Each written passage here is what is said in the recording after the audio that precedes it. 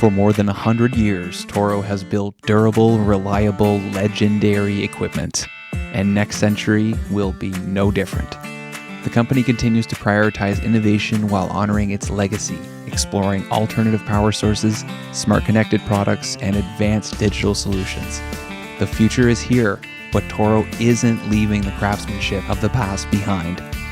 When it's a Toro, you can count on it.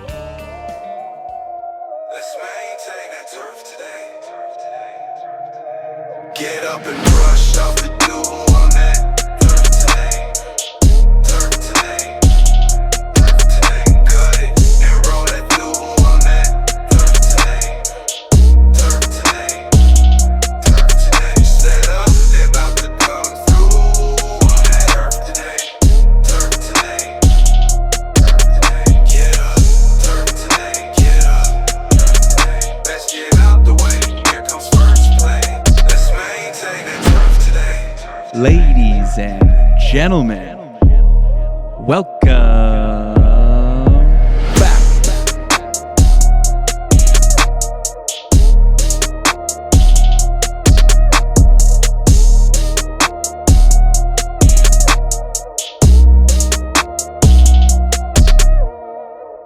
What is going on, everybody? Welcome back to another episode of Turf Today, recorded on the Superintendent Network and brought to you, as always, by Toro.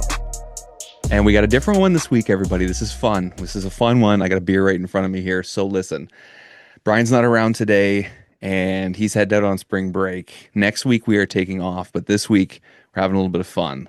We have a guest co-host who you all know and love. Mr. Mark Prieur joins me on the microphones as we interview the assistant superintendent at Maidstone, Ryan Trudeau. So we got a guy from Cornwall, a guy from Montreal, and a guy from Ottawa. We'll see how this goes, fellas. Looking forward to it. So let's head on down to Caledon, talk to Mr. Prieur with the So we're swag. going to talk about Tiger Woods or what? Yeah, I mean, that'll be old news by the time this comes out on Tuesday, but all the Oh, yeah, headlines, that's I just right. Yeah, opened yeah. my phone there and it was just headline after headline. Tiger involved in Yeah. rollover crash. And the one thing I read said there was no injuries, but I was hoping to see him when I went there in a couple weeks. But yeah, That'd be pretty what's cool. going on with you? How you feeling? things are good. I'm Yeah. going to raw dog it without headphones. Is that okay? So you sound good. Okay. Everything's coming through loud and clear. Okay, good. Sent me. So he's a Canadian boy. So we got Montreal, Cornwall, and Ottawa on the show today, taking over the world. Yeah. Yeah. So it's so I played there a bunch of years ago. We went on a big trip through like Shinnecock and we went out to Maidstone and yeah, like I said, it's a Willie Park Junior golf course. So is Weston Golf Club. That's where Ackerman is. Okay. So he's a big Willie Park Junior guy. Your backdrop has really come a long way. Like it's like top shelf, man. You're all kitted out. Oh, I apprget it.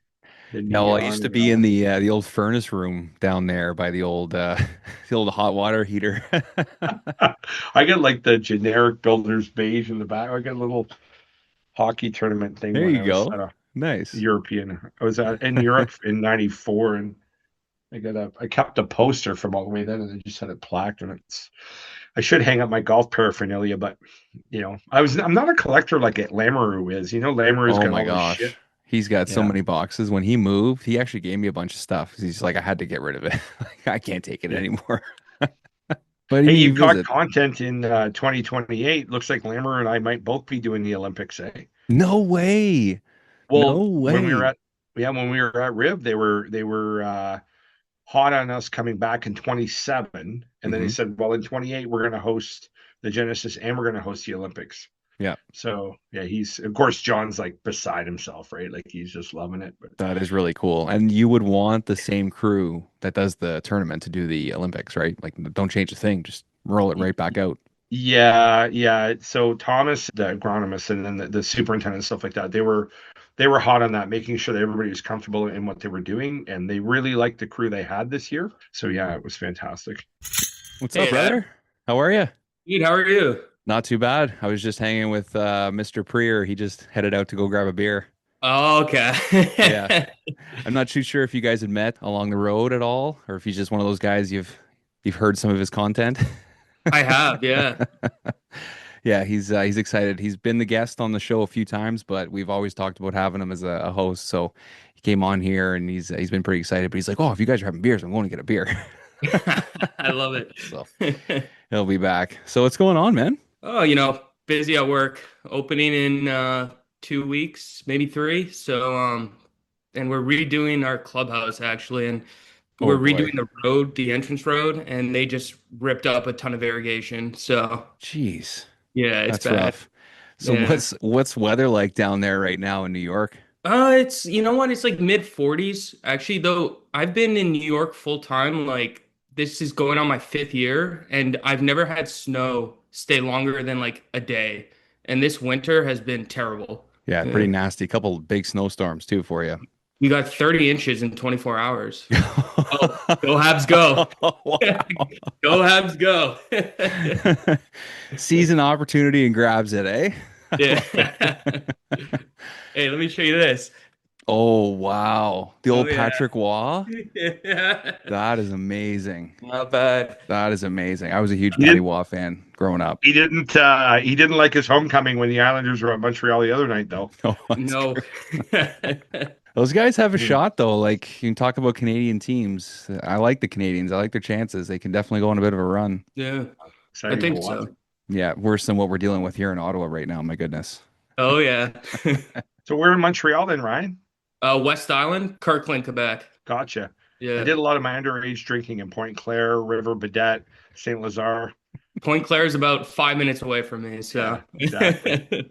Yeah, It's funny when how you're in there's Ontario, you can't drink when you're underage because it's 19. But for Yep. some reason, the drinking age in Quebec is 18, but really it's Yep. 14. So Right. yeah, Yeah. Yeah, exactly. They don't check anything over there. I love it. I all love it. right. Well, Ryan, welcome to the show, man. A little bit different this week. Brian's off, but we're very excited to have Mark Prieur with us. We like our guests to kind of go back and start things off from the beginning. So tell us about your upbringing, getting into golf, and kind of falling into the turf industry.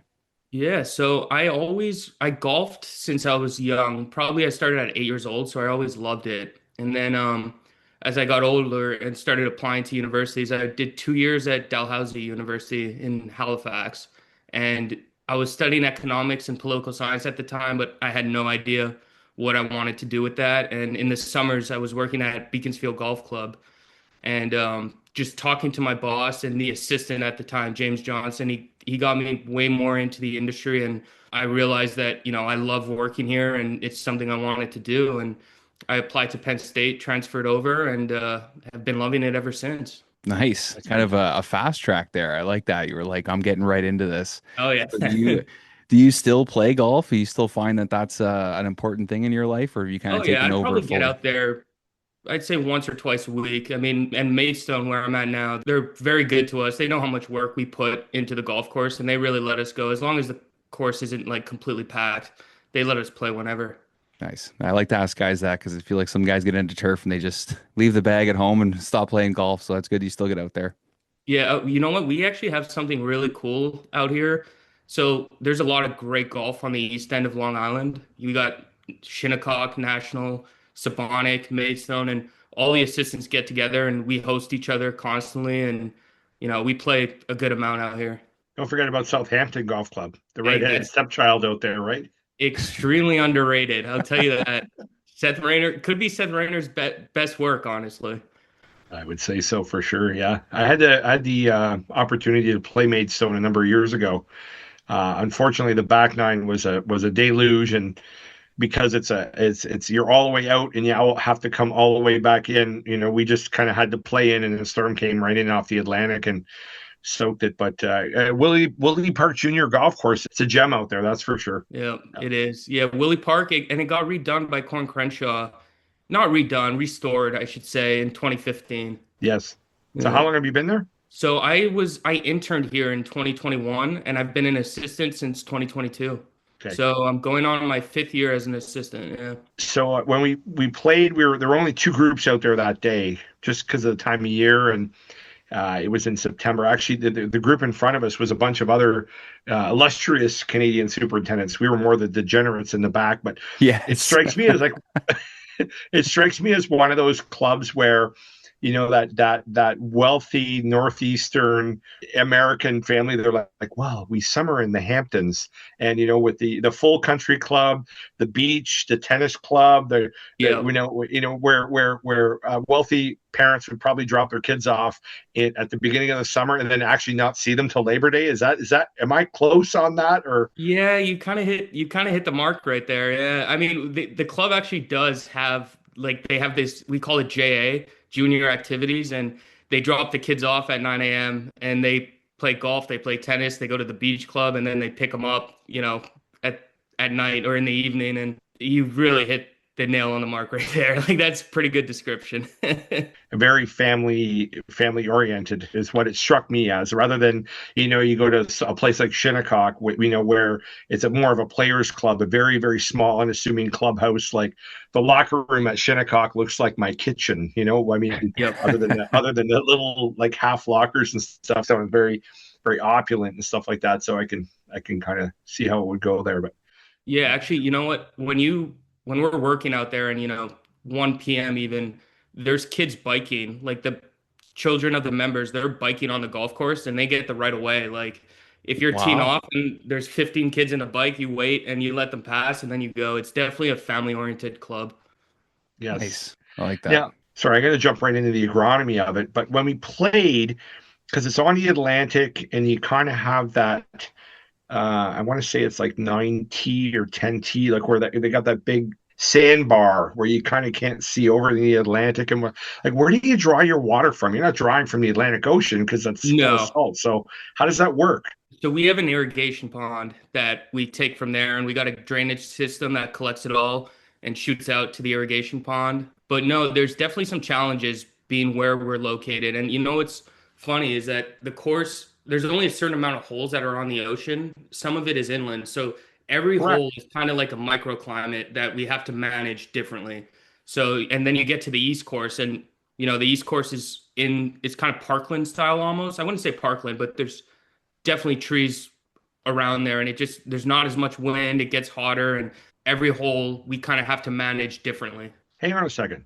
There's another golf course. Like we played the other one, like the west, like you Yeah, walk so we across the road, and then the second hole seemed like it was below the grade of the water. It seemed really low. Then we yep. walked across.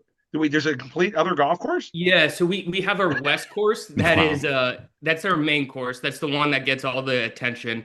18 holes. Then we got a 9-holer that we call the East Course, and then we got it about oh geez, I should know this. I want to say 36 grass tennis courts as well. That we 36. yeah, we got a lot of grass tennis courts, and it's funny. We got our true clay courts as well, but rarely see them get used. If you're a tennis player, I guess I'm not that big into tennis, but grass takes the cake over everything. They only want to play on grass. Are you guys Wow. mowing that every day? No, so we alternate. So we'll mow one day and then roll the next. Okay. Okay. Yeah, we've been mowing it at 312, and this year we're dropping it down to 275. It's Yep. tight. Can't say I've ever played tennis on a grass court. That'd be pretty special. Are you Like guys responsible for the turf on the tennis too, or is that a complete other crew? that's us. Yeah, we do tennis and golf. Yeah. How do you feel Nice. about that?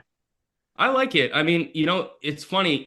Golf gets what's the word I'm looking for? Not pretentious, but the certain clientele that you get on golf, tennis is like on another level from that. Like if you have any other color on you other than white, you're asked to leave.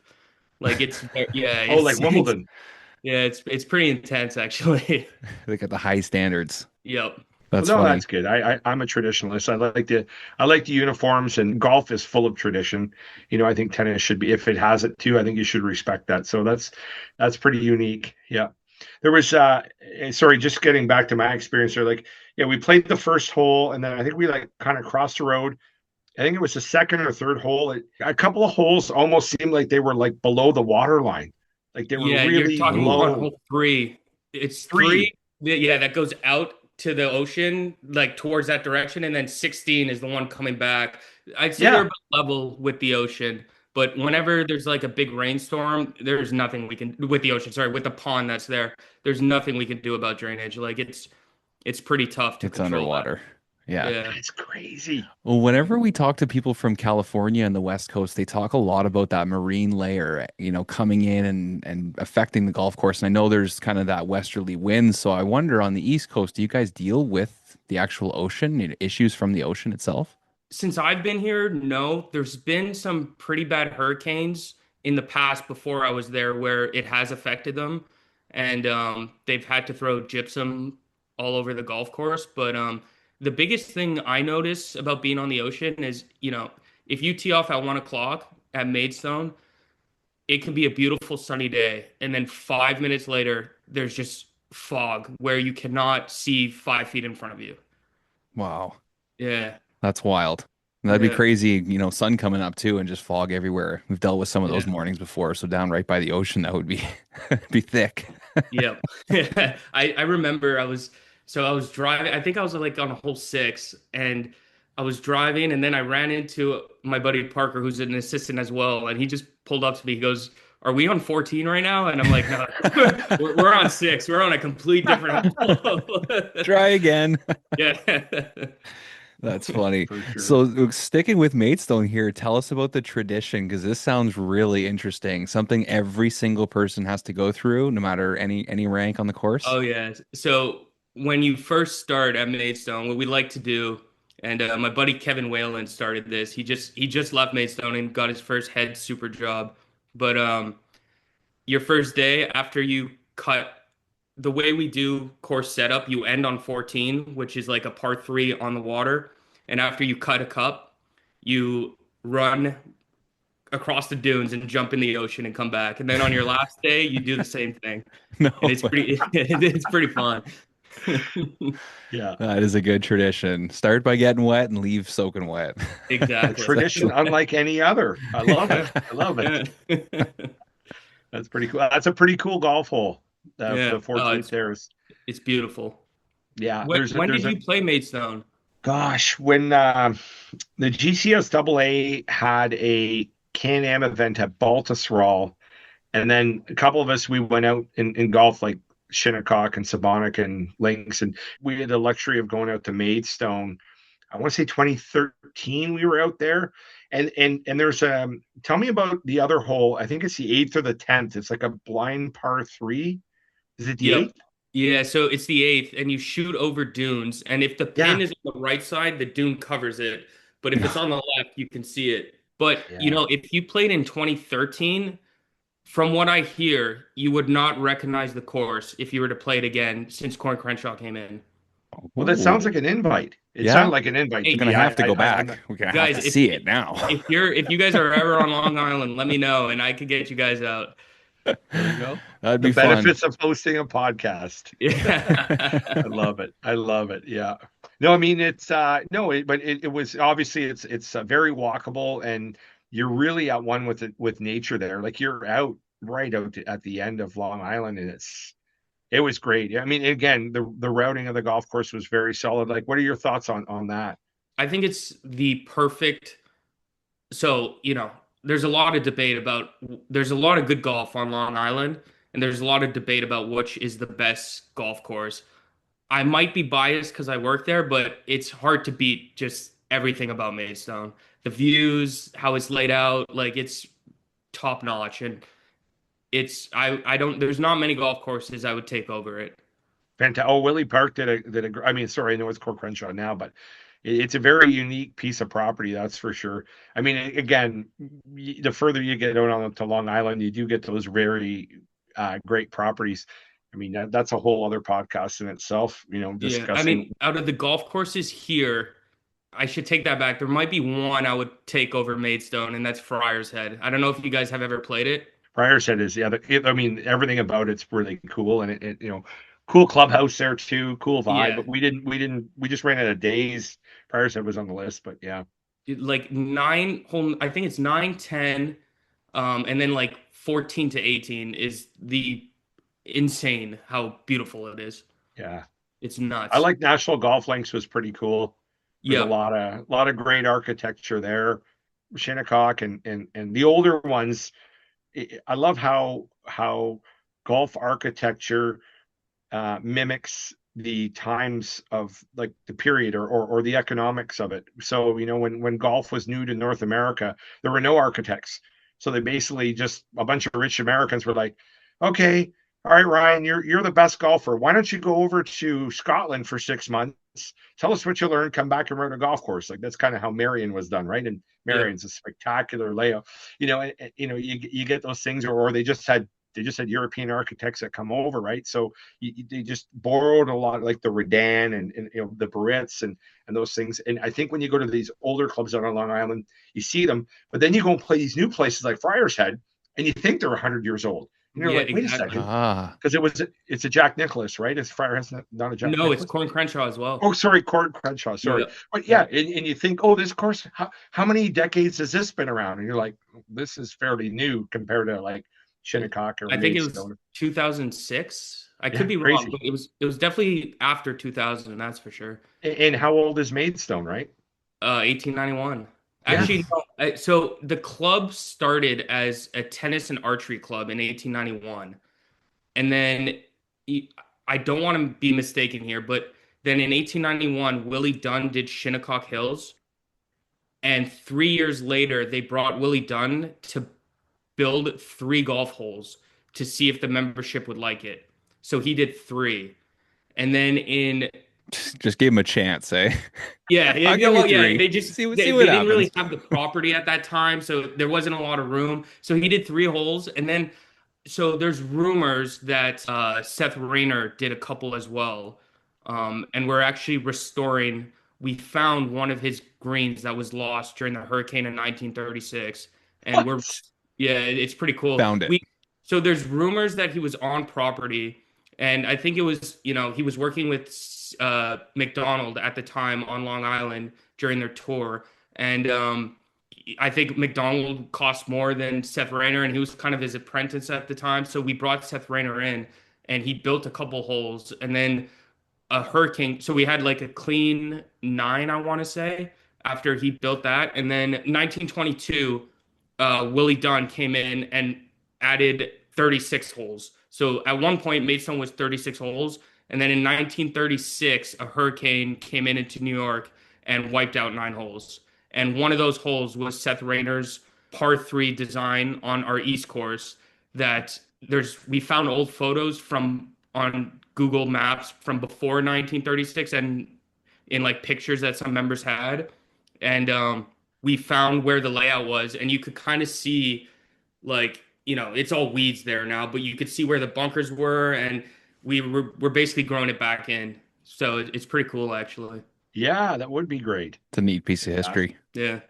So Ryan, take us back. You talked about being at Penn State and then having a internship at Maidstone. What made you make that decision? How did that land in your lap? Yeah, so you know what's funny? I always saw myself living in the Rockies. And when I went to Penn State, I applied to a course there, and after getting off the phone with him, I accepted the job. And then Dr. Kaminsky, who runs the Penn State program, said that's fine, but you need to apply to another course and practice saying no to them without burning a bridge. So I went on TurfNet, never even heard of Maidstone. It was just the first one that was there, and clicked it. And I get a Zoom link, and it's John, who's the head superintendent, and all of his assistants. And we talked for an hour, not even about the job, not even about like my skills or anything. We were talking about the Bruins versus the Canadians. Like it was Nice. just a great conversation. And when I finished that, I just knew that this is where I wanted to be. And so I had to say no to the guy I just said yes to and keep that bridge alive and That come was to an even Maidstone. tougher no. Yeah, it was not a fun conversation to Yeah. have. Yeah. That's awesome though. So much experience there. And when you find something where it's like this is my home, this is where I want to be. Obviously, you have a full-time job there now. So is that the end goal for you? Do you want to be the superintendent at Maidstone at some point, or do you want to go on and kind of have your own course? I could see myself maybe like 2 or 3 more years as an assistant and then start applying. I think, as a first job to be Maidstone is pretty hard to get, Yeah. like so I love the atmosphere of Maidstone and its location and the membership, and if it's not Maidstone, something that's similar to it would be pretty cool to have as a first job. Yeah, somewhere in that area. You don't really want to leave New York. So if I were to leave New York, I definitely want to be on the ocean. Like after living out here, I do not want to be in a landlocked state, that's for sure. Yeah. Not even in the That's for Rockies? Come on. The you mountains know what? are I thought that was the lifestyle for me, but I guess not. What about Canada? Do you ever think about returning back home, or do you like kind of being in the States and working more PGA tournaments and being in, that sort of golf?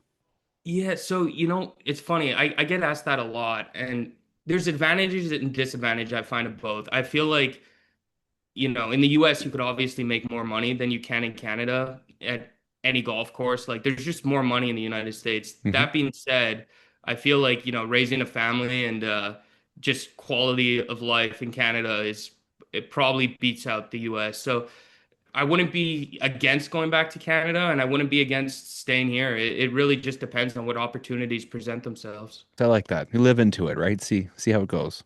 Yeah, yeah, day by day. We'll see. We'll see where life takes me. We are back with another Ask the Agronomist segment featuring PhD agronomist Tony Goldsby from the Andersons. Our question today, which is a follow-up from last week about the Andersons, from Steve Houlihan, why don't you guys come out with a wedding agent? Well, thanks again, Adam, for having me on the show this week, and thanks again for the follow-up question from Steve. And as it may be, actually, we did just recently at the golf show release a large particle wetting agent product that's called HydroCharge from the Andersons. And again, designed like most of those typical wetting agents are to improve both your soil moisture performance, but also delivering plant nutrition kind of all in one. And this one specifically utilizes a two-part surfactant system. So it has both those block copolymers and penetrates. So you get a little bit of that dual action. And then obviously the biosolid base that provides you that NPK that's, again, going to help you not only move water more effectively through the soil profile, but you're also getting that turf feeding at the same time. So maybe for those of you who aren't as familiar with, surfactants or why you'd want to use them as some of the others out there, obviously, anytime you can put those out there to help break that water surface tension, help improve that water infiltration, and, help move that moisture more uniformly throughout the profile. That's a big key in helping manage things like LDS or localized dry spots, and then also just improving your overall irrigation efficiency and distribution uniformity.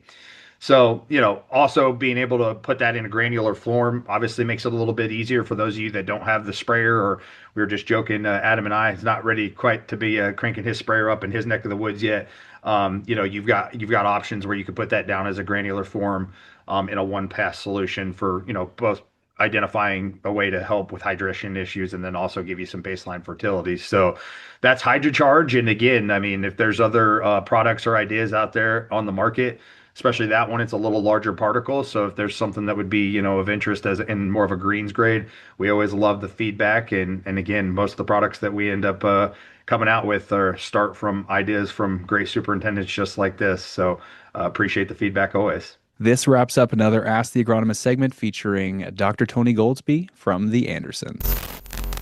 the Long Island setup's pretty good though. I mean, there's a great tight knit bunch of guys out there by how you're describing it, and Oh yeah. that's important, right? I think as turf managers, to say it like it is, sometimes in some seasons are pretty rough. It's kind of like an us against them attitude, and you have to look to your brothers at other golf courses and see that everybody's under the same struggles when you're right into that sort of really tough part of the season.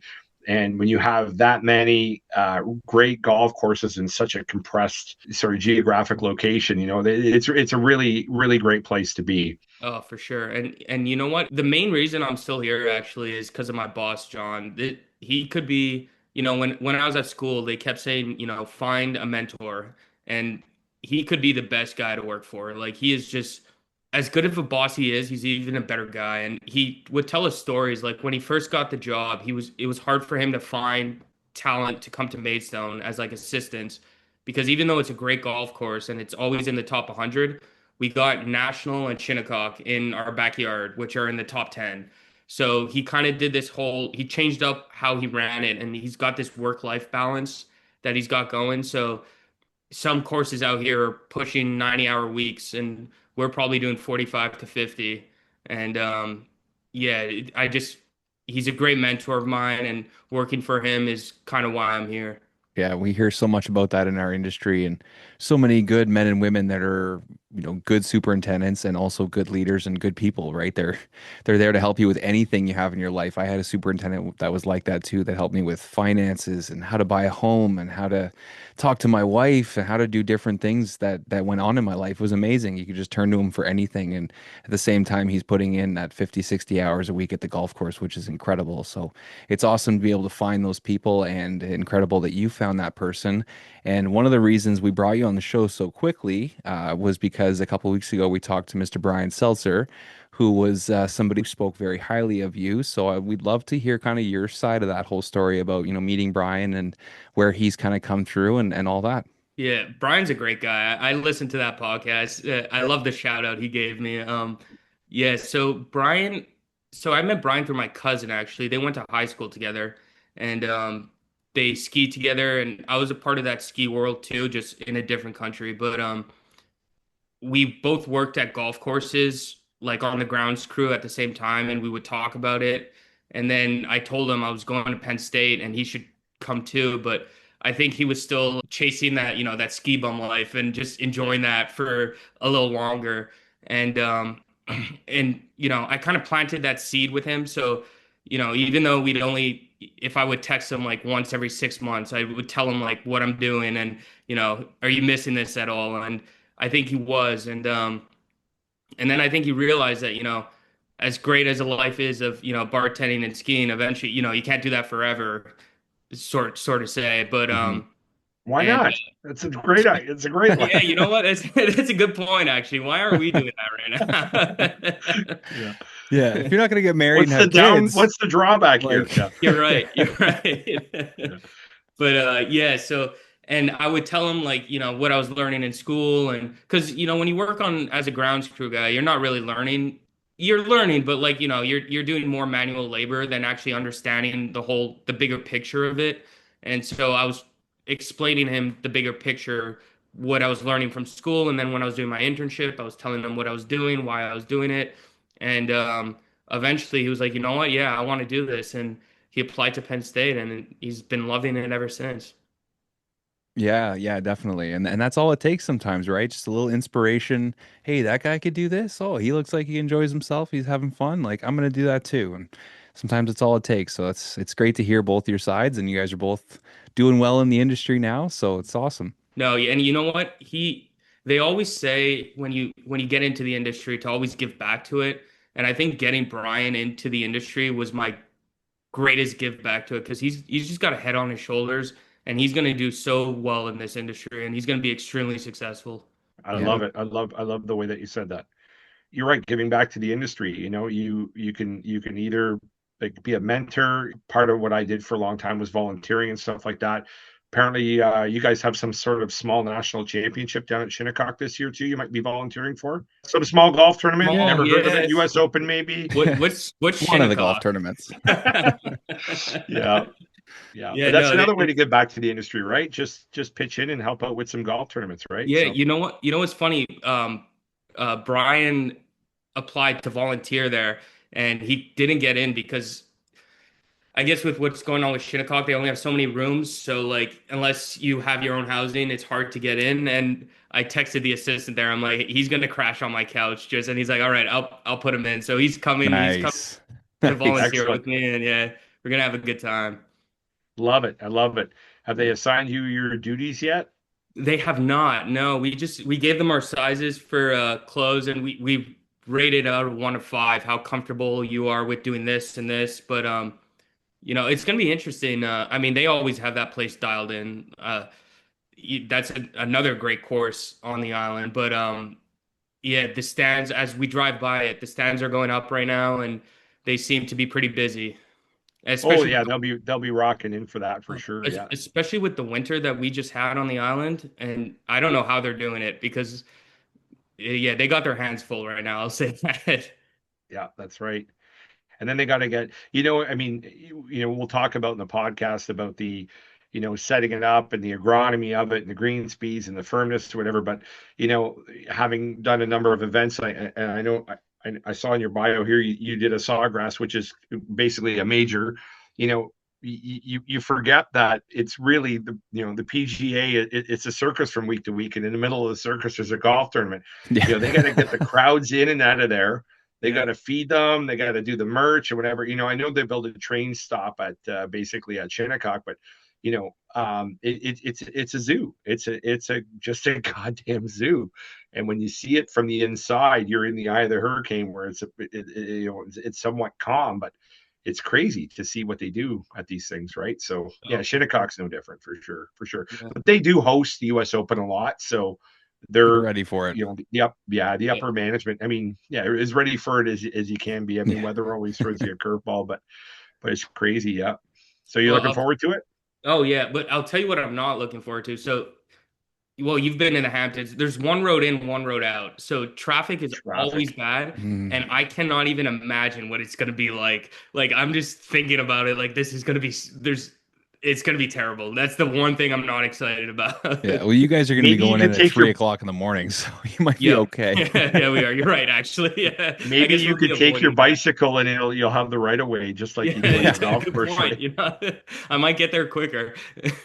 Yeah, for sure. Yeah, That's you're awesome. right. You're there early in the morning, and that'll be one thing. But then you just it bottlenecks, right? I mean, as you further get east, like even out to your property, it's like less and less and less roads, right? Till you get out Yep. to Montauk. But yeah, it's challenging. I mean, but Shinnecock, it always sets up well on TV. They do a wonderful job, and history will be written, right? But it's fantastic. For You sure. did the players too. I saw in your bio. Yeah, I did the play. So when you're at Penn State, after you finish your first year, before you start your internship, you go to the players and you volunteer for that. And I love that. That was such a cool, their facility. Have you guys been there? No. No, that's one of the few I haven't been to. I got to Hmm. be honest with Their Tough you. one Yeah, to get to. their yeah. maintenance facility is like nothing I've ever seen. It is another level of professionalism and just how massive it is. Like it blew my mind. It's green from top to bottom too, right? The Yep. TPC Yeah. course. Yeah. Yep. And John Deere at no Toro, No. which we're all Toro at Maidstone. I don't know what your guys' opinion is, but we're definitely pro Toro. Thanks. But There you no go. Well, Toro at it TPC. Give the shows. plug So for the sponsor we're here. Keep going on good. about Toro. I've actually never worked on a course that didn't have Toro. Yeah, I could say the same thing, Like, yeah, I might have the odd piece of equipment that's John Deere, the odd tractor or something like that. But no, yeah, Yeah, I've always been a Toro guy myself too. I'm going to reserve my judgment then. Well, we'll just move on to the Yeah, just next. moving on, moving on. So, well, I wanted to Love ask it. about the players though. Like, that was your first tournament. That must have been unbelievable to be like, I've been in golf my whole life. I've watched this on TV. Now I'm going to school for this, and holy smokes, look where I am.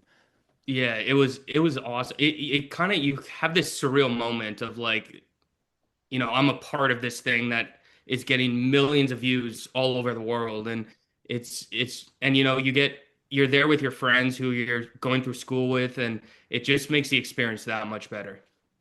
Yeah, that must have been a blast. Yeah, No no, beers that week, eh? no, we were in bed. Like as soon as we left, we were in bed. We were very good. We yeah, it was a fantastic experience. And even if your school doesn't offer you that, I highly suggest anybody listening to this to go volunteer because out of any of these big tournaments, they will take as many people as they can get. And it was probably the most fun job I've ever worked was that week at TPC Sawgrass. That's fantastic. While we're plugging volunteer experience, there's a small event the exact week after the U.S. Open called the Travelers Championship.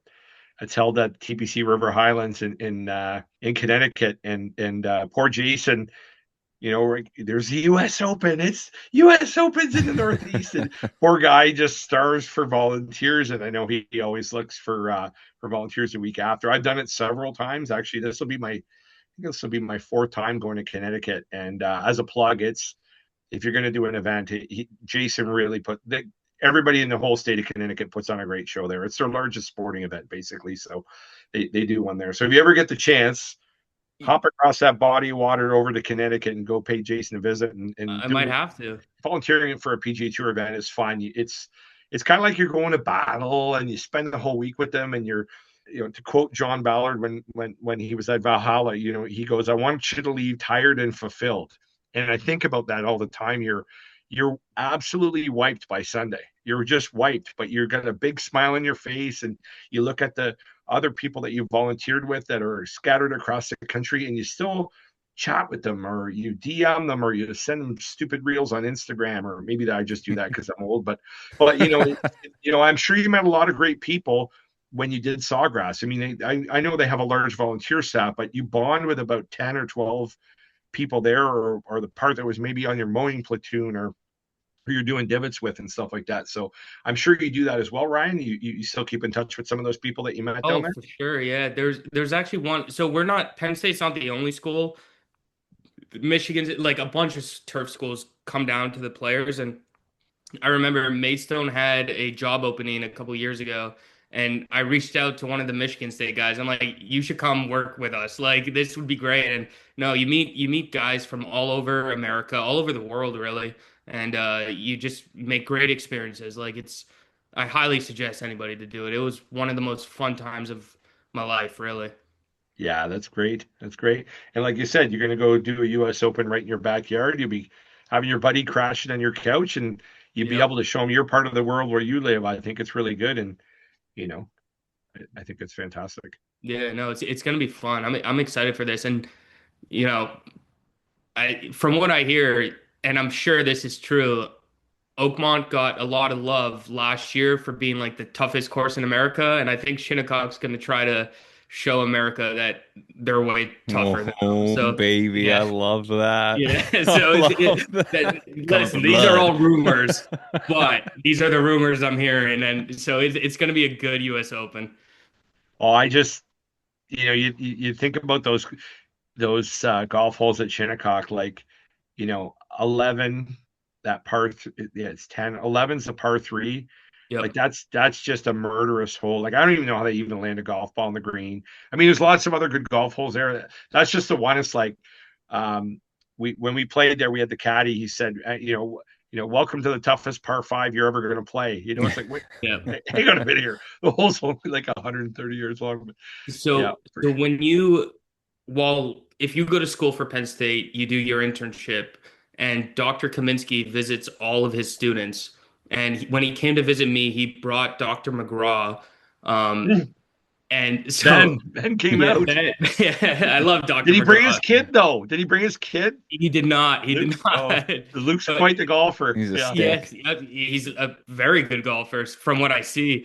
But I can't remember if it was Dr. Kaminsky or Dr. McGraw who said this, but I asked them what their opinion was on Maidstone compared to the other courses, and they were like, if I had 10 rounds, I would play six at National, three at Maidstone, and one at Shinnecock, just because you play Shinnecock once and like a double, I'm like an 8 to a 10 handicap. A double feels like a par. Oh Oh yeah. Like, wow, that yeah, hard. it's like you're like, oh my God, I got out of that hole with the double. Like, this is good. And so, like, you play once and you're like, I don't need to play this for like another month. Like, I'm good. I'm okay. Yeah, let's Yeah. not do that again today. Yeah. Fine. Yeah. That. I mean, it's hole after hole. Yeah, it doesn't let up. It never.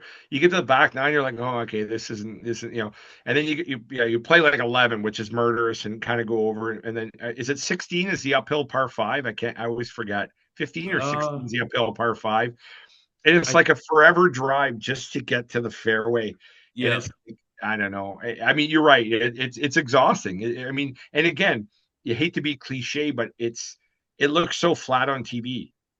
it's not. I It's hate not. I, It's It's like not. Augusta. cliche like that, but it's but flat. Like that ninth green is way up there. It is Yeah. way up there when you're hitting in. By the way, And that could be like there's some picture perfect moments at Maidstone. That ninth, when you come up that hill and the clubhouse is right behind, that could be the most beautiful golf hole I've ever seen in my life. And I yes, don't like, I'm biased to Maidstone. Like, I mean, don't get me wrong, 9 and 14 are beautiful at Maidstone. 9 at Shinnecock is one of the coolest things I've ever seen.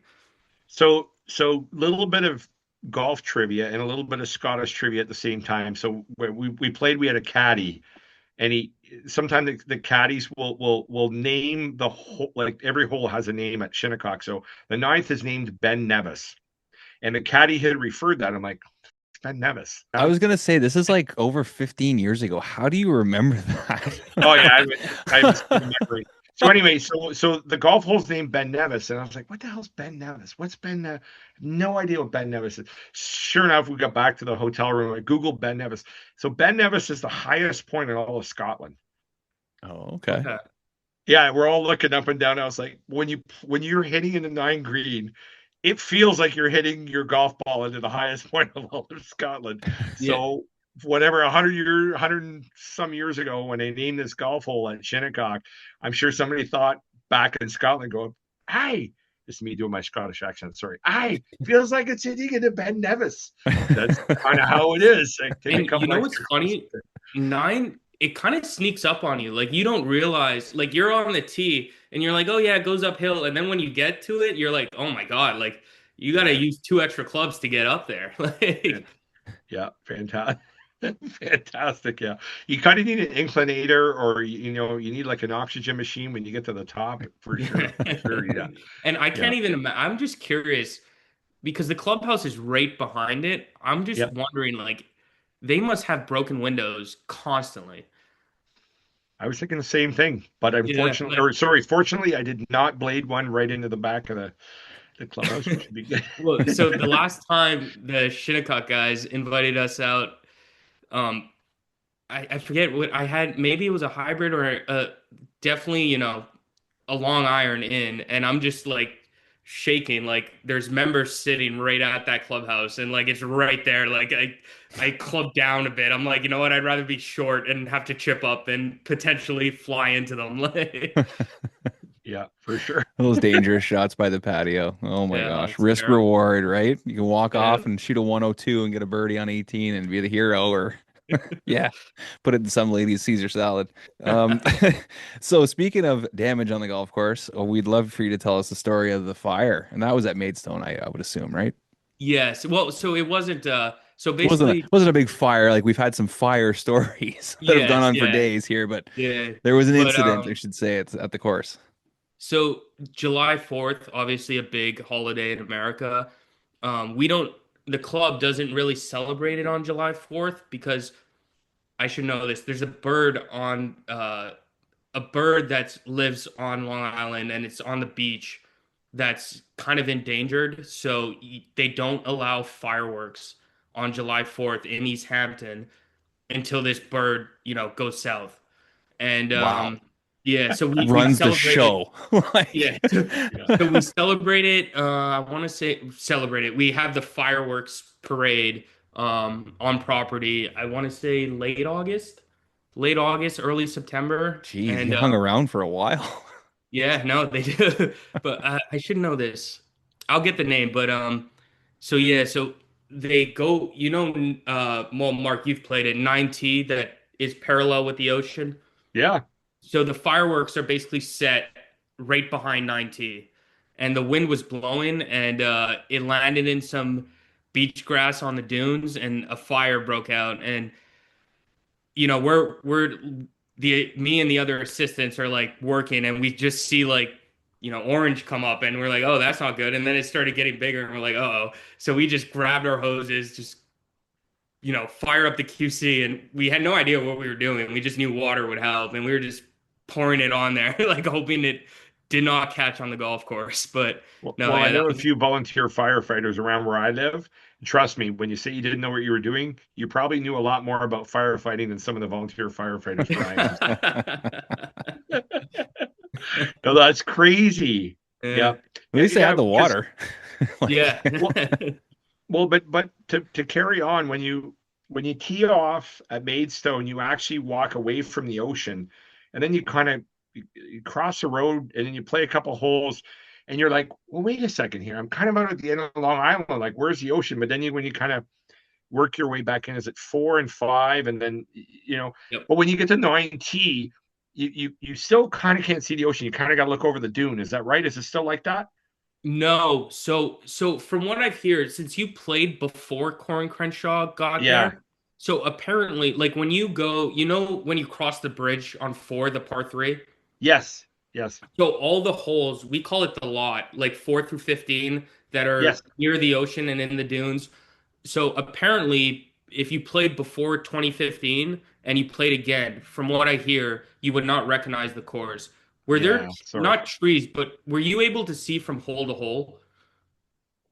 No, no, not Yeah, well. so So yeah, sort of. yeah, so they basically opened it completely.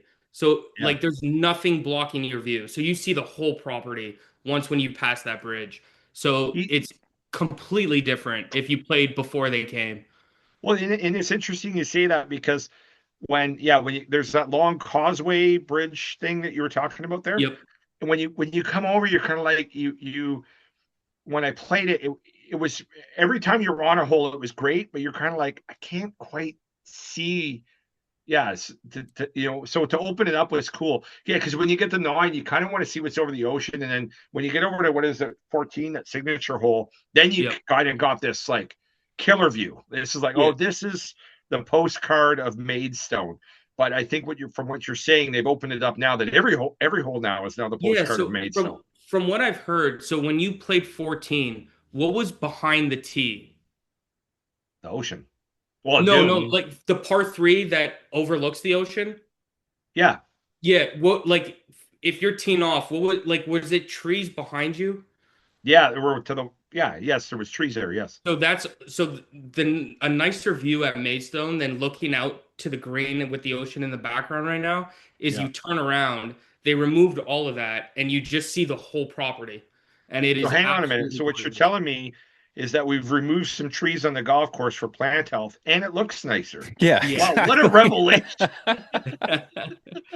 Mark, I Adam, love I'll it. tell you what, you guys, if it's an open invite, you guys are There ever we out go. here, let me know. And you There we guys got to go. come play it. That'd be a Yeah, lot of fun, man. That'd be a lot of yeah. fun. We leave now. We'll be there in 11 hours. Yeah. No, on Long Island traffic. No, we'll be there in 20 hours. What am I talking about? Yeah, yeah, fantastic. Well, that's great though. How but again, you look at like well, I mean, Core Crunch obviously being top of the food chain with architects and stuff, but you've got these wonderful old golf courses, and when I was in LA working at Riviera, you've got these old golf courses that are like Picasso's, right, or these Yep. fine pieces of work, and then to have an architect to come in and go, we need you to restore it. I mean, you really got to handle the stuff with kid gloves. I mean, you get in there with a bulldozer and you could end up with bad plastic surgery, like a Christina Aguilera type of thing, right? We're like, what are we doing, right? Yeah. You really have to appreciate the good golf architects to make things the same but better. Before we go any further, we have to talk about the Andersons and specifically their product, GrassGuard DG. When early season weed pressure starts building, GrassGuard DG from the Andersons gives you a smarter, more efficient way to respond. Formulated with a corn gluten meal, it delivers natural pre-emergent weed suppression while providing slow-release nitrogen to support steady turf growth. GrassGuard DG offers improved efficacy at lower use rates compared to traditional corn gluten meal products. In crabgrass control trials, it outperformed competing corn gluten formulations by 17 to 33%. That means stronger results with greater efficiency for your program. For natural weed suppression backed by performance data, visit andersonspro.com to learn more about GrassGuard DG. All right, let's get you back to the show, and we had to cut a big piece out here because not everything can be shared to the public. Wow. Nuts. Yeah. That's nuts. Yeah. I We love it. heard last year that they were going out with mowers and looking like they were cutting, but there was no blades. So they Yeah. just send guys out and spinning So nothing. are you talking about the last open they had? Yeah, that's just Yeah, what we heard from a couple of guys working there. Like we so were what sent out with mowers happened with no blades. Oh yeah. no, so what happened was in 2018, they basically I think it was after Saturday, the USGA told them like, guys, the course is too difficult. We're dialing it back, throw more water down, and then the superintendent, from what I heard, was like, that's not happening. And he took a couple guys at like earlier than that, at like midnight when nobody was there, and they triple rolled the greens again and said, "We're doing it." Yeah, like, and so they just did it behind their backs and was like, "Well, we put more water down. Like, what do you want Yeah. from us?" Yeah. But yeah, that membership is golf oriented, and they want to prove that their golf course is the toughest. Nice, nice. A Yeah. little Well, bit of a it's little bit of a exciting. pissing contest there by the sounds of things. Yeah, It is, and they heard about Oakmont and how like difficult it is, and they're ready to show that Shinnecock blows it out of the water. it's funny. There's no Yeah. money in those memberships either, right? Nobody's got any No, money or anything to do or anything. no, What's exactly. They what's got too much crazy time on their hands. I love it. Well, it's crazy because Oakmont is well, there's a freeway in the way, but you don't see it. But it's generally regarded as a flatter, so it's just kind of one long grade up to the clubhouse, where Shinnecock kind of is these like everything's up to the clubhouse. So like you tee off of one, you're down, you come up to 9, you come up to 18 and 16 and like 10. 10's got a massive swale in that fairway, 11's up top. So there's a lot of more severe grade change rather than a long plane. But again, you get these architects that like from 100 and some years ago that were managed to put a challenging structure that sort of defies the upgrades in the game of golf with the ball and the club and the shaft and these clubs have stood the test of time. Marion being another one. Like Marion is an extremely short golf course, a U.S. Open stop on a very small piece of property. It still Mhm. manages to protect par some way. And I just don't know. Like, I mean, obviously you're catching lightning in a bottle to do that, but you look at modern architects now, they're like, I'm going to create a U.S. Open venue. And they just stretch it out to 7,800, 7,800. Mm. And it's just kind of like, blah. I don't know. I don't get what they Yeah, do. It is an art. It really is an art. for sure. Yep. And you know what? The one thing I will say, I agree with that statement for sure. I kind of wish the USGA would go to different golf courses. You know what I like? I feel like it's just Yeah. always. I wish there's some great golf courses out there that they could go to, and I feel like they're missing out on that opportunity. Yeah. I Yep. think it's a small thing called money that might get in the way, but You're right, I don't actually. know. No, Keep you're filling their right. pockets. No, no, no. You Yeah. guys come back here. Come back here. Yeah. Well, also you also need to find a membership that's willing to host It's because true. It's a big when shutdown. absolutely when you're hosting any tour event, your golf course isn't gone for a week or two. It's a lot Mm-mm. longer than that, and putting it back together. I mean, again, back to somebody like TPC River Highlands and Travelers, like they host every year, and they just come in. Tour comes in with their circus, they have their party, and then Jason's left to pick up the pieces, right? And every there's like I don't know. Again, maybe because I know Jason, he's a great grass grower, but it's like, how do you look at a piece of grass going, well, that's going to be fucked in June, and maybe we'll get then we're going to come out with a sod cutter, and then we'll be good to go again, and then it'll be fucked next June. Like I don't know how they. I mean, at least Shinnecock is like, okay, well, this is screwed, but at least it won't. They're not back for 4 years. You know what I mean? Like I Yeah. don't know. I don't know how these guys do it, but they do. I mean, they do it. Sawgrass would be another. Those places that host annually, right? Maybe we just need more Augustas that are just tournament courses shut down for most of the year. Open them up for those couple months we need them and shut them And back there's no. down. But again, Augusta, there's no tents there, right? Yeah, it's a All the completely structures different are permanent. beast. There's no VIP. There's no. Yeah, It's a it's different true. one. It's old Yeah. school. Riviera for one stretch, kind of along near 14 or whatever. They didn't have structures. They just brought in like 6 food trucks, and it was Nice. awesome. They just Nice. mulched like a half acre and just brought in these food trucks, and it was just awesome. It's a good That's set. all They people drove need, in. right? Hey, you Pardon got me? food and beer, And you're golf. good to What Oh go. else do we yeah, need? can't beat California street tacos. I mean, Yeah. every place regionally in the U.S. has their food, and California street tacos are good. I mean, Long Island's got their lobster and other seafood delicacies. That's for sure. But yeah, Yeah. that's cool. So Awesome. Maidstone then. So how big is a membership at that? Like we're talking golf, tennis. There's like a So, beach there. Don't you guys have beachfront too? Didn't I see so some? by the way, that's probably our biggest amenity is the beach club. Um, Okay. yeah, that's what. So out of our membership, from what I heard, about only 25% play golf. What? Yeah, They don't pay all the same dues. Like they a golf. do. Yeah, no, they do. Shut up. Yeah, and Holy smokes. yeah, they do. And 25% golf, 25% play tennis, and there's not a lot of intertwine. Like it seems like you either pick up tennis and you stick to tennis, or you pick up golf and you stick to golf.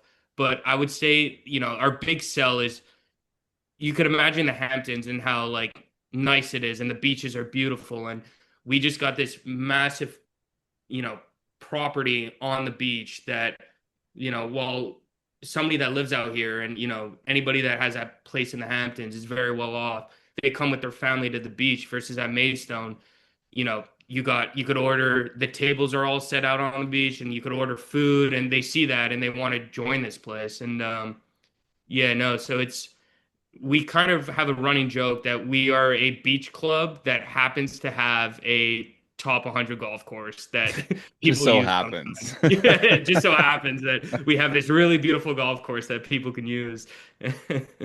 That's so cool. So what's your membership size then? What how many members are we looking at? Uh, Or can I not ask that? Because I know No, when you're yeah, no, I don't know if I have the right number. It's interesting because I want to say not everybody's a full member. So they don't really we kind of say you either marry into it or you're born into it. They don't really accept new members. The person who runs the front desk, she always tells us every day she gets a call saying like, "Oh, how much is it to join?" And her answer every time is, we have a wait list, but it's reserved for the members' children's. And that's Wow. it. Yeah. Thanks And for your it's like, call. yeah. And so, yeah, the full membership, which is basically like, you could use every amenity, and you could play golf at any time you want.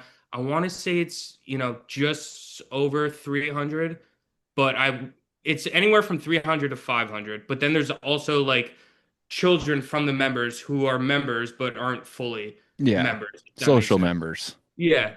Mhm. But you can be like 40 years old and not be a full member here. It's kind of like you're still like under your parents' membership. Wow. as long as they're paying for it then. Yeah. Yeah. As long as the Well, money's coming in. Yeah. Hey. I was the president of our chapter here in Ontario. So the GCSAA had a board meeting up at Toronto Golf Club one year, and so that was the GCSAA and the OGSA, and with this wonderful meeting and whatnot. So Dave Gurley Sr., he's the general manager at a golf club in Boca, like Okay. Boca Raton. So he's up at the Toronto Golf Club in July, and he's like, "Oh, hey, how's it going?" Blah, blah. I'm like, "Dude, it's July. Like, how are you coming up here for 3 or 4 days or whatever?" He looks at me, he goes, "What are you talking about?" It says like I'm at like Boca Raton Golf Club, or the club at Boca, one of those wealthy Boca Yeah. Raton golf courses. I don't remember the name of it. They all sound the same. He goes, "My membership summers up in the Hamptons. Like he goes, I might put through 50 rounds of golf in the entire month of July." Wow. He goes, "My members aren't here. They're all members up at like the Maidstone golf." Like, Yeah. so either depending, glass half full, glass half empty. So either you're a member at Maidstone and you're a member down at this club down in Florida. Like when we play Baltusrol, like the same sort of a round, we're chatting with the caddy, and we had because I was playing with the superintendent at Baltusrol when we were there, and so we had like an A+ caddy. The members pay for these caddies at Baltusrol to go down to their other club in Florida for the winter and caddy for them down there. They put them up in their big homes and with their butlers, and the caddy stays there. And these caddies are sticks too, right? Let's not fool ourselves with that. And he goes, "Yeah."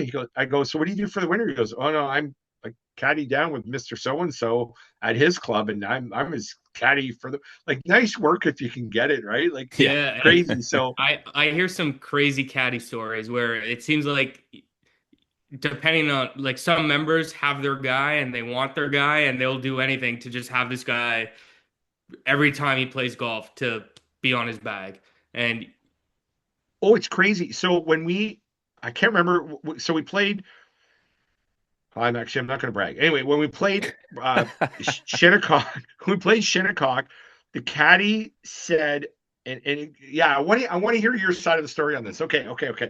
So Shinnecock and National Golf Links, there's like a little cedar fence that separates the two. There's really no separation. They're right there. Yep. That some members at Shinnecock tell the members at Links that my caddy can beat your caddy. You know, like when you're in a schoolyard as you're a kid, like my daddy can beat your daddy, and they'll Yep. bet on their caddies beating their other caddies at their golf. Yeah. Is this true? Is this a Yeah. thing? Pretty It's cool like horse tournament. racing with people. Yes. Yeah. There's a pretty cool tournament out on Long Island where it's named after this guy who was a caddy. Oh man, I want to say the Bridge, which is in not the Bridge, Atlantic, which is in Bridgehampton. I could be Yes. wrong about Very that, nice golf. but yeah, beautiful golf course. Yeah. But basically, he was a caddy, and then he started working for a member in business, but lost his life on 9/11. So they made this tournament for him where all the caddies on Long Island, like Maidstone sends their best four, Friar's Head sends their best four, Shinnecock sends their best four, and they play like no strokes. Like whoever has the best caddies win it. I forget the name of it. It's named after this guy, but the caddies that are here are like the best in the world, and they take it serious, and the memberships all around here know that, and it's pretty cool what is going on.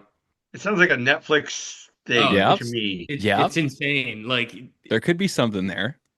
There's some Yeah. stories of some of those guys, you know, Yeah. think about how hard being a caddy is too, like working your way up, sleeping late nights, early mornings, all that kind of stuff. 36 Double carrying two looping, bags. like Double two looping, friggin' yeah. bags on there. Crazy. You guys Those don't guys even are- want to know what courses out here charge per bag. So yeah, you're right. I don't. Yeah, no, We you were- don't. Crazy. Sometimes I We were ask myself, I'm like, what am I doing here? Yeah. Like, I should be on a bag right now.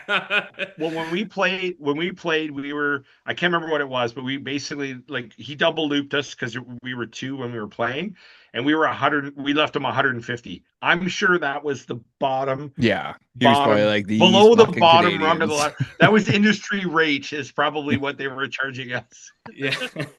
Yeah.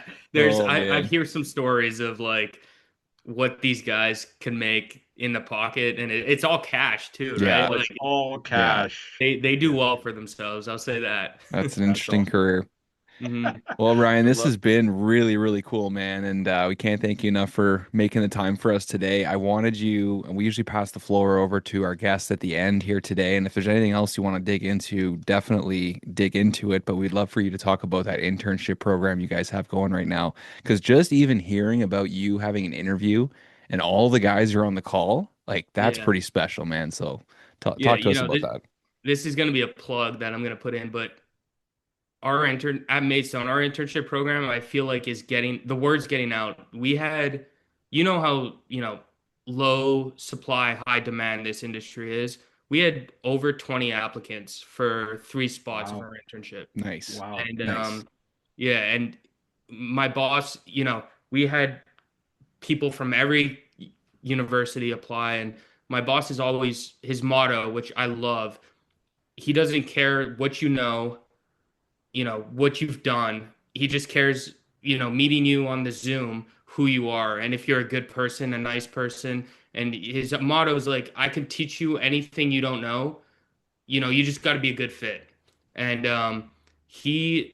so the coolest thing about working at Maidstone is he allows us to, not just the assistants, but the interns too, to sit in on Greens Committee meetings. And Boy. it's pretty, I take it for granted because, I talk to these guys on courses around here and they're like, oh, you get to do that. And I'm like, yeah, he's nice enough to let us. And we got something really special with our internship program, and it's definitely taken off. And, kind of a plug here that I'm doing, but no, it's a extremely cool internship. And depending on what like we actually hired somebody that, her name's Cassidy, and she came to visit during her spring break. Instead of going, to Miami, she came to work at Maidstone for a couple days, and that was pretty cool. But this is her first job on a golf course, and we took her over people that have worked at Oakmont and Marion and Augusta, just because of who she is and the personality she has. And yeah, no, we got an awesome thing going here. And if anybody's interested in applying, I highly suggest you do because it's pretty sweet here.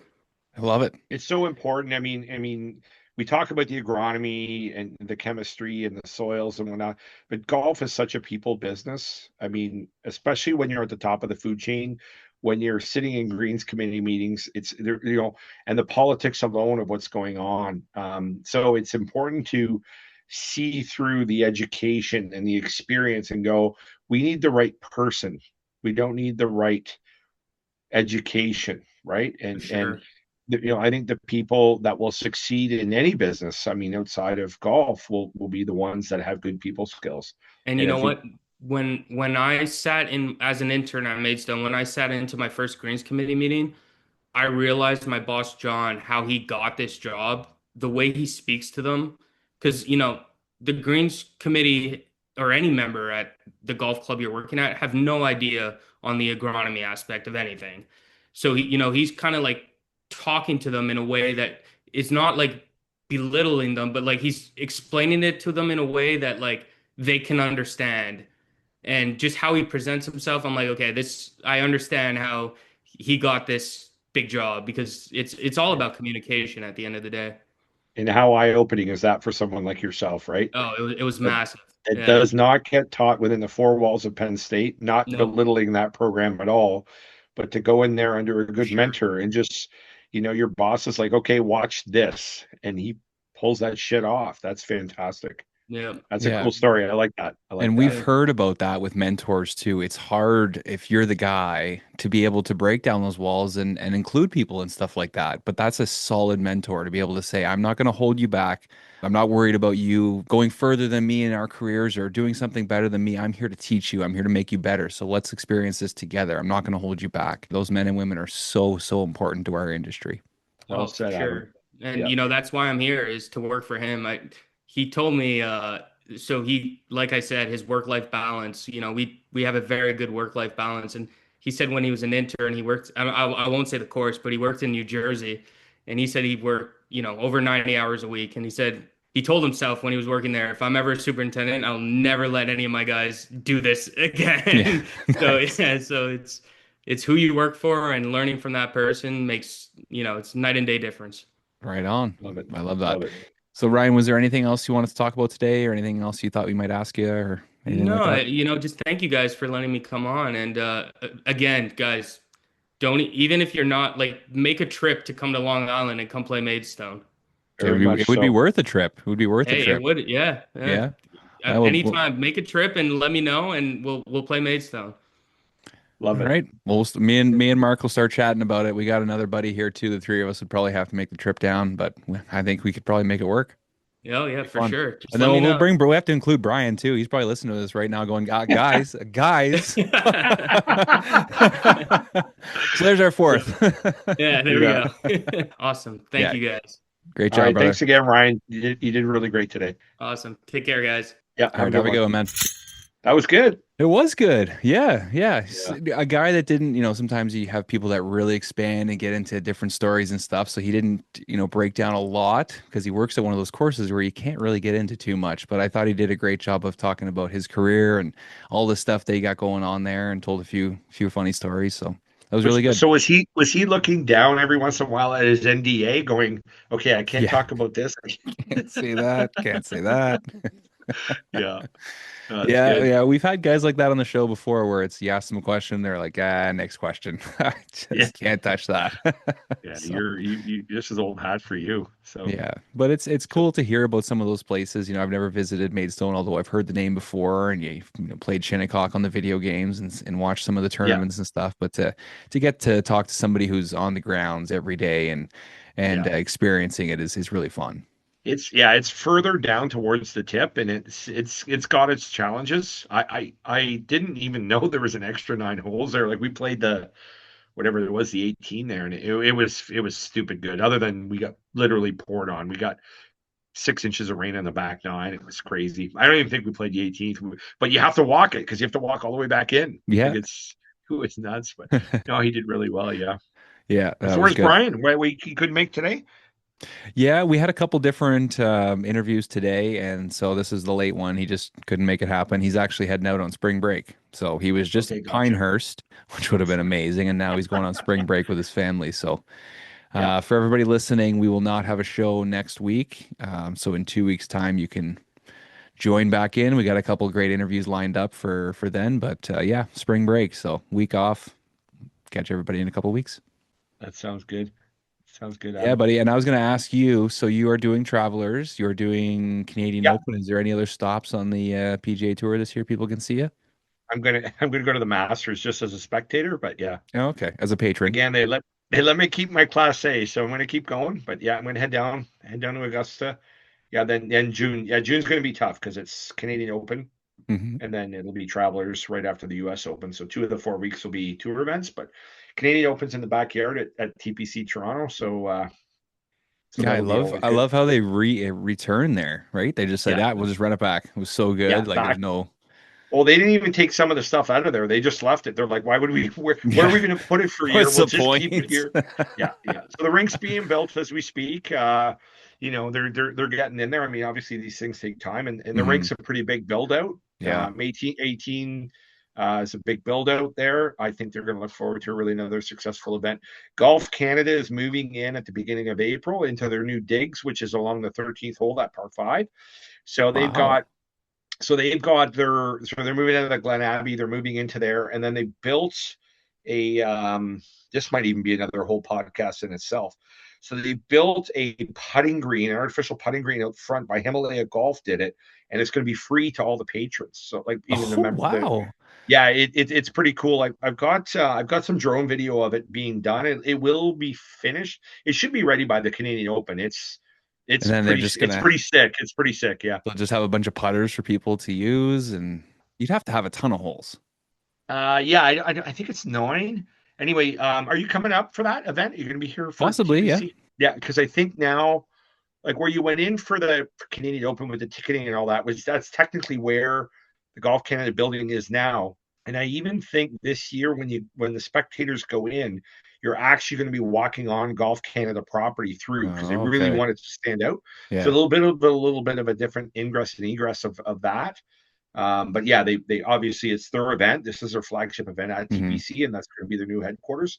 They're going to want to flaunt it. So they're moving in April. It'll be a soft like kind of opening, but I think by June they should be kind of full in and maybe working the kinks out. But yeah, Nice. I think you're going to Nice. see a lot of stuff going on up there some more. But yeah, those are my commitments for 2026. I think. Yeah.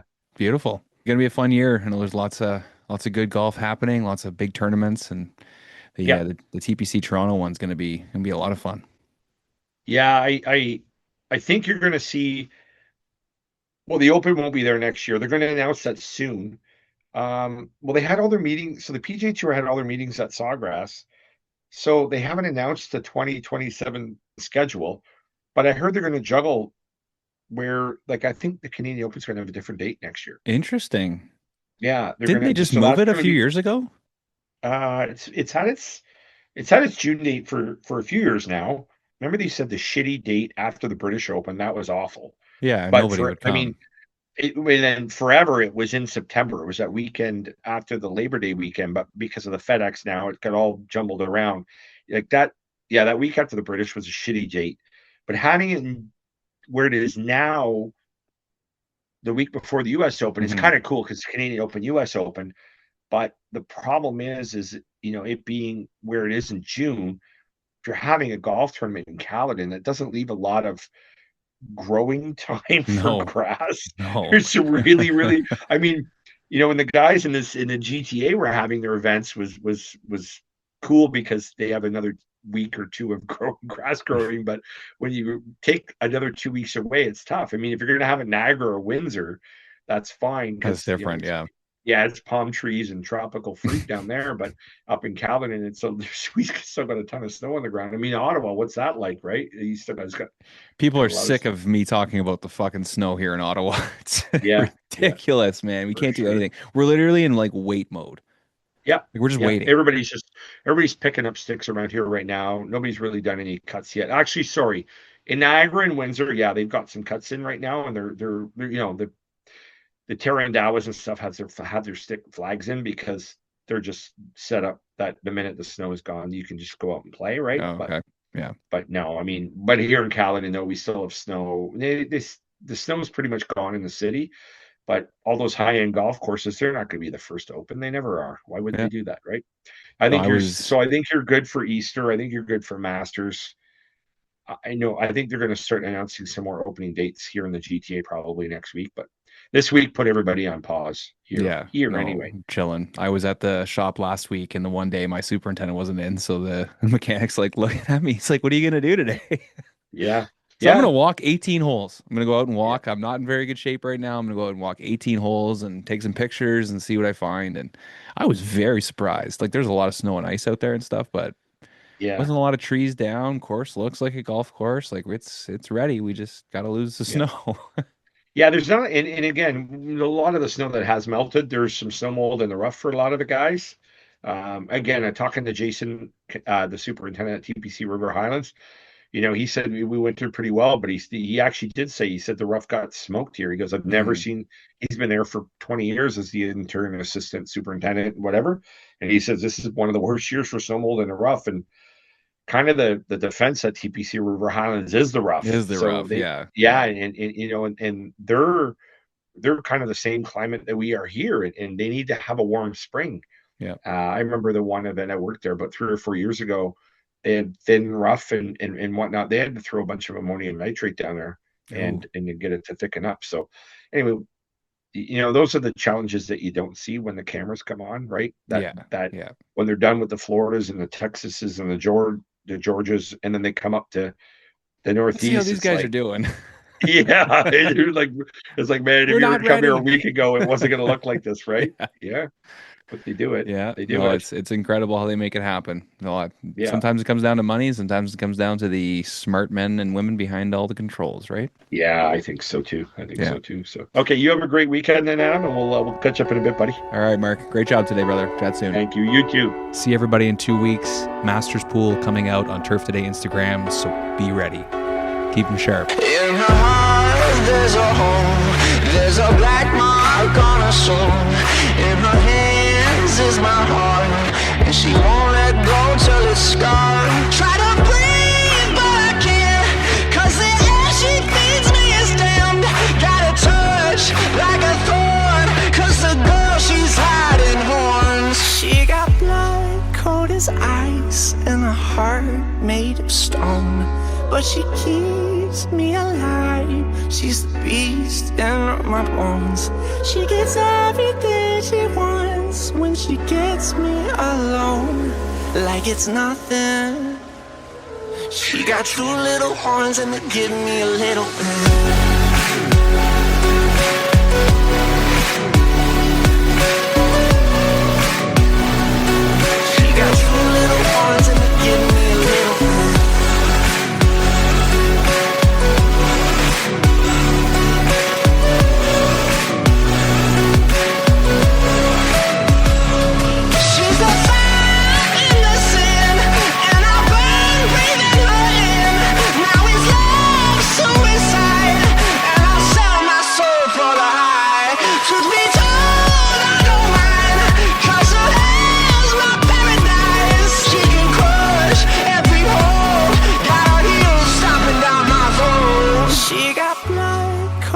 Ice and a heart made of stone, but she keeps me alive. She's the beast in my bones.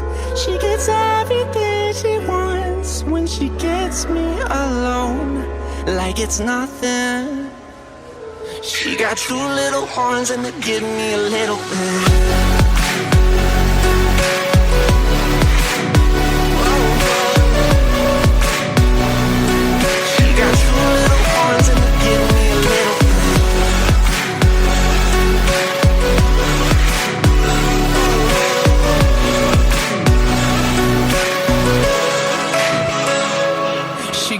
Like a devil pointed at me, and there's nowhere to run from the fire she breathes. She got horns like a devil pointed at me, and there's nowhere to run from the fire she breathes. She got horns like a devil pointed at me, and there's nowhere to run from the fire she breathes.